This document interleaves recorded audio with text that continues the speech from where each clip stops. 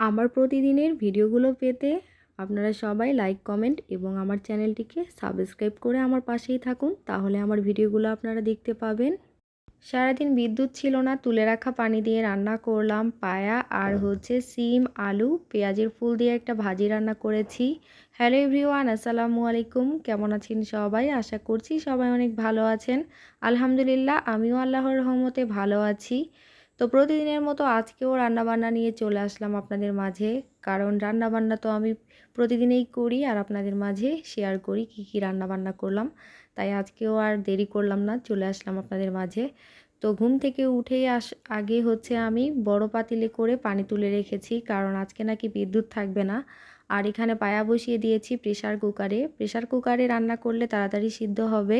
আর পরে কড়াইতে কষিয়ে নিব। আর এখানে দেখুন সিম কাটতেছি। সিম, আলু আর পেঁয়াজের ফুল বা পেঁয়াজের পাতা, যেটাই বলেন না কেন, আমাদের আঞ্চলিক ভাষায় এটাকে ঢ্যাপও বলে। তো আলুও কেটে নিয়েছি, পরিষ্কার পানি দিয়ে ভালোভাবে ধুয়ে নিতে হবে। সিম ভাজি রান্না করার জন্য এখানে পেঁয়াজ মরিচ ভেজে নিচ্ছি। তারপর হালকা একটু ভেজে নেওয়ার পরে এখানে আমি সিম, আলু সব কিছু দিয়ে দিচ্ছি। কারণ সিম ভাজিটা শীতকালেই কিন্তু খেতে বেশি ভালো লাগে। আর শীতকাল ছাড়া কিন্তু সিম পাওয়া যায় না খুব একটা। পাওয়া গেলেও দেখা যায় যে ওই সিমটার কিন্তু স্বাদ থাকে না। তো শীতকালীন সবজি আসলেই অনেক মজার, রান্না বান্না করলে আমার কাছে বেশ ভালোই লাগে। তো দুই চুলায় দুইটা রান্না বসিয়ে দিয়ে এদিকে পাতিলে করে চাল ধুচ্ছিলাম। যে আজকে যেহেতু বিদ্যুৎ নাই, আমি কিন্তু রাইস কুকারে রান্না বান্না করি, মানে ভাতটা রান্না করি। আজকে তো গ্যাসের চুলায় দিতে হবে, কিছুই করার নাই। আমাদের এখানে কিন্তু লাইনের গ্যাস না, এটা সিলিন্ডার গ্যাস, এই জন্য একটু রাইস কুকারে রান্না করতে হয়। আর এখানে নতুন আলু কেটে নিয়েছি, পায়ার মধ্যে দিব। আমি আলু খেতে বেশি পছন্দ করি, তাই মাংস বলেন আর পায়া বলেন সবগুলোতেই দেই। আর দেখুন মোমের মতো একেবারে গলে গেছে, প্রেসার কুকারে সিদ্ধ করে নিয়েছি তাই। যদিও বা আজকে একটু বেশি সিদ্ধ করে ফেলেছি, তবুও কিন্তু খেতে ভালোই হয়েছে।